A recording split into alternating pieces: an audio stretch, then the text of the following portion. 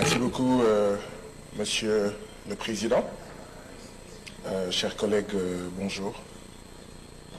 La première question que je voudrais poser est celle-ci.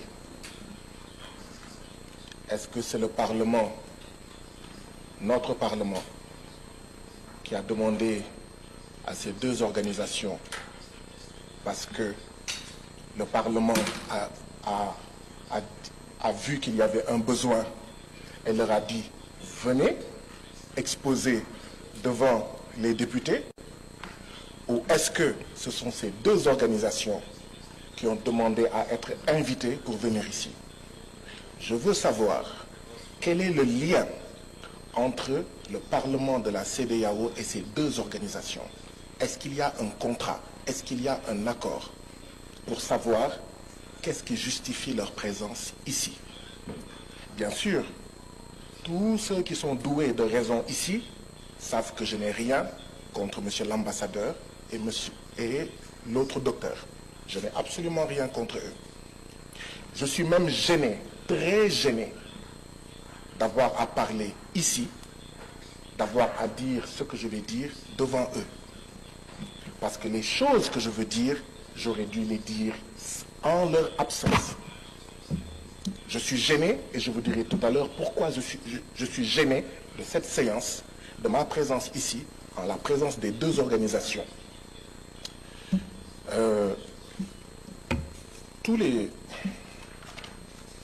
Il est mentionné dans le rapport de la CIDH, il me semble.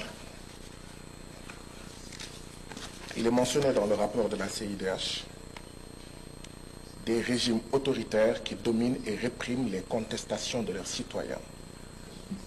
Ces gouvernements répressifs violent les droits fondamentaux de leurs citoyens, ce qui entraîne une instabilité et des troubles permanents dans la région. Mais tous les jours, là, c'est ce que certains d'entre nous disent ici, en citant nommément des pays. A-t-on besoin de leur présence pour dire ça?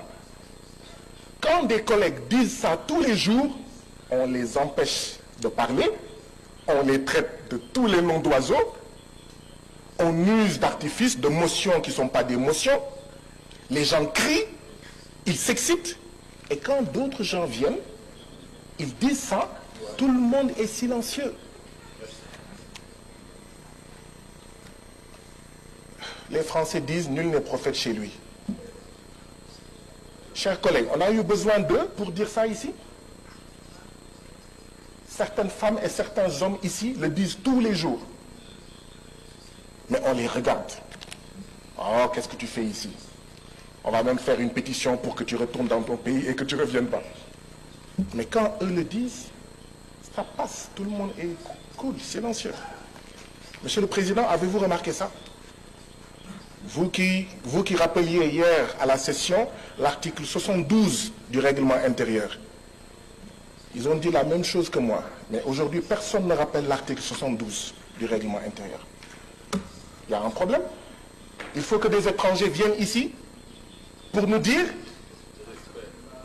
des experts, alors que chacun d'entre vous est expert et experte. Et on se tait. Mais quand un collègue dit la même chose, on sort les poings, on bande les muscles, on montre les crocs. Je vais vous dire quelle est la différence.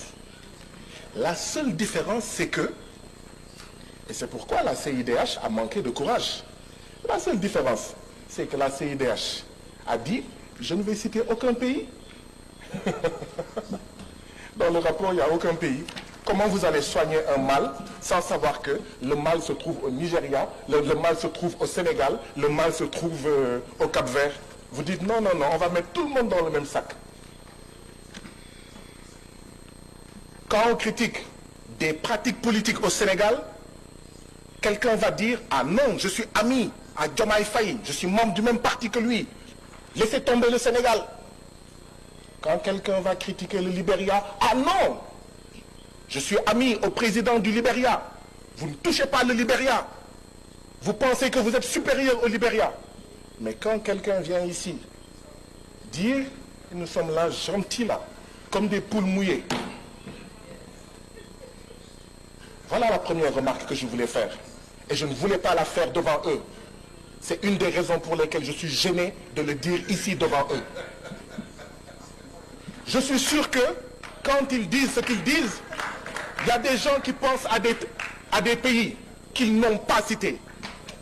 Disons-nous la vérité.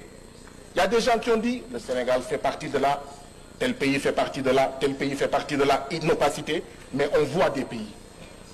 Non. On ne peut changer les choses que dans la vérité. On ne peut transformer les choses que dans la vérité. Ce Parlement doit être un médecin. Mais pour qu'il soit un bon médecin, il faut qu'il fasse de bons diagnostics. Et un diagnostic, ce n'est jamais facile. Quand on vous annonce que vous avez le cancer, ça ne fait pas plaisir. Quand on vous annonce que vous avez la leucémie, ça ne fait pas plaisir. Quand on vous annonce que vous avez le VIH, ça ne peut pas faire plaisir. Mais il faut vous le dire pour que vous preniez conscience que voilà le remède que vous voulez prendre, que vous devez prendre si vous voulez guérir. Mais ici, non, je suis désolé. Hier, Monsieur le Président, vous n'avez pas été bon avec moi. Aujourd'hui, vous êtes en train de faire la même chose. Je suis désolé. Vous pouvez m'imposer cela. Non, mais j'ai remarqué depuis hier, c'est la deuxième fois que vous êtes président dans cette session. Je suis le seul à qui vous faites ça. Je suis le seul à qui vous faites ça.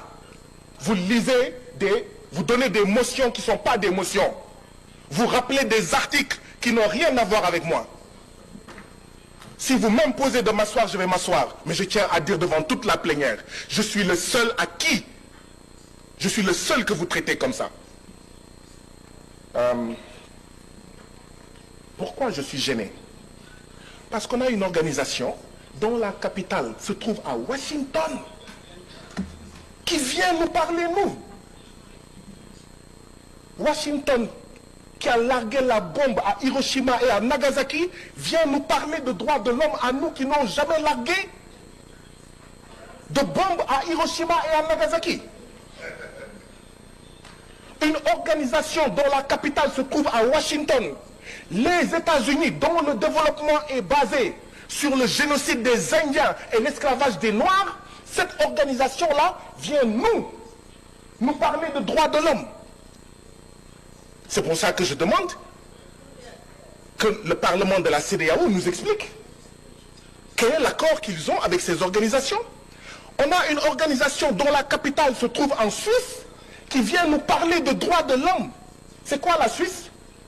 Je donne deux exemples.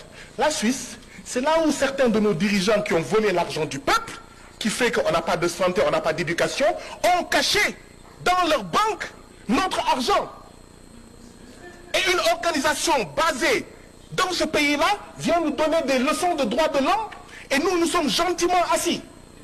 La Suisse, c'est le pays où se trouve la société Nestlé qui fait du Nido et du Cerelac avec des taux de sucre supérieurs dans nos pays, avec des taux de sucre faibles au Royaume-Uni et en Allemagne. Vous pensez que ces organisations basées là-bas doivent pouvoir nous parler de droits de l'homme? Non. Ma proposition est celle-ci, Président. Ayons confiance en nous-mêmes, Africains. Il y a des organisations africaines. Il y a des organisations d'Afrique de l'Ouest. Mais il faut les respecter, ne pas les bastonner, ne pas les emprisonner, ne pas les menacer, ne pas les terroriser. Les laisser faire leur job. Parce que la CEDEAO a besoin d'un regard critique, mais un regard africain, un regard d'Afrique de l'Ouest.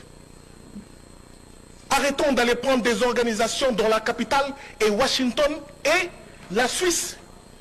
Monsieur le Président, savez-vous que la CIDH, qui s'appelle Commission internationale des droits de l'homme, elle a été créée par une organisation qui s'appelle Organisation des États d'Amérique. Organisation des États d'Amérique qui a créé dans les années 50 la CIDH.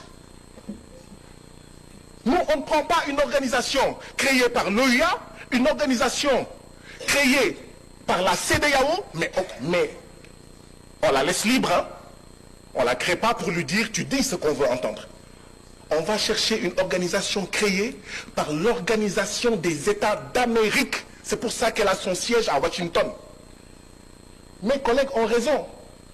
La sagesse populaire africaine du Sénégal dit que le humbel sa sankal, humbel sa kassa. Ça signifie qui paye commande.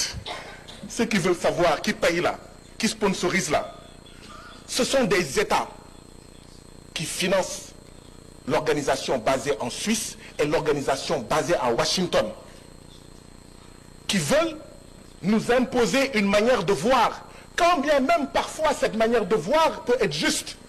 Mais on n'a pas besoin d'un grand frère blanc basé à Washington et à Genève pour savoir la vérité.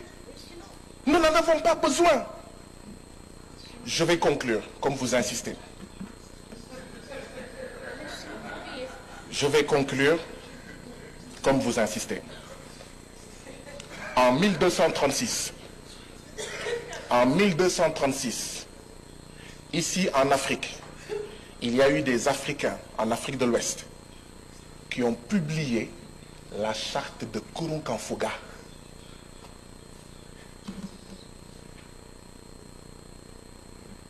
Quand nos femmes et nos mères étaient reines, comme la reine Poukou, comme Aline Sitoé Diatta, la femme blanche aux États-Unis n'avait pas le droit de vote.